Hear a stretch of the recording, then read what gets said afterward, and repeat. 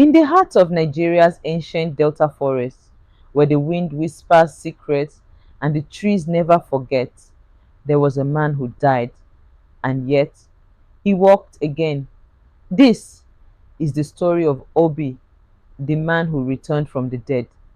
Long ago, in the quiet village of Ezioma, lived a humble fisherman named Obi. He was known for two things: his golden heart and his undying love for a woman named Amaka. But fate is cruel, for on the eve of their wedding, Obi drowned in the river trying to save a child swept away by the current. They searched for his body for 3 days, but he was never found.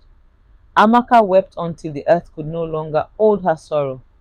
Obi was gone, buried not by hands, but by water and time. 7 years passed. Amaka moved on. At least that's what the village believed. She married a wealthy merchant, had a son, and built a new life. But on the seventh anniversary of Obi's death, something strange happened. A man arrived in Ezioma, barefoot, drenched, and he looked exactly like Obi. The villagers were shaken. Obi? They asked. Is that you? But the man said nothing. He simply stared, eyes hollow like someone who had seen what no man should. Then someone noticed. He had no shadow. The elders called him Okwuru Muo, the ghost that walks. When Amaka saw him, she collapsed. She touched his face. Obi, she whispered. He nodded once, then disappeared into the forest.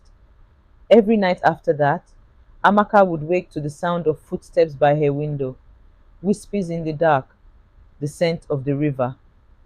The elders summoned the oracle.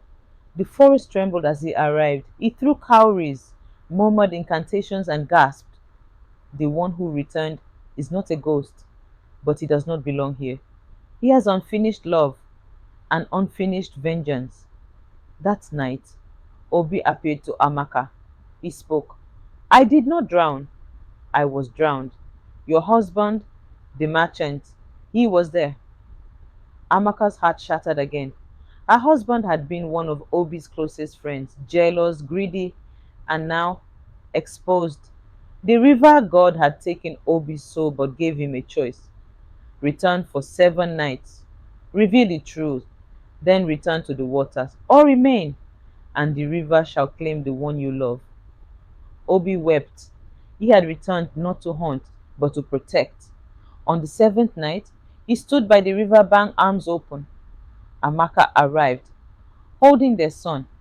Yes, their son. Obi's spirit had visited her in dreams, and she had conceived. To break the curse, a soul must replace Obi's. Amaka's husband, the one who killed him, confessed, begging for mercy. Obi said nothing. He turned to the river and walked in, but the river rejected him.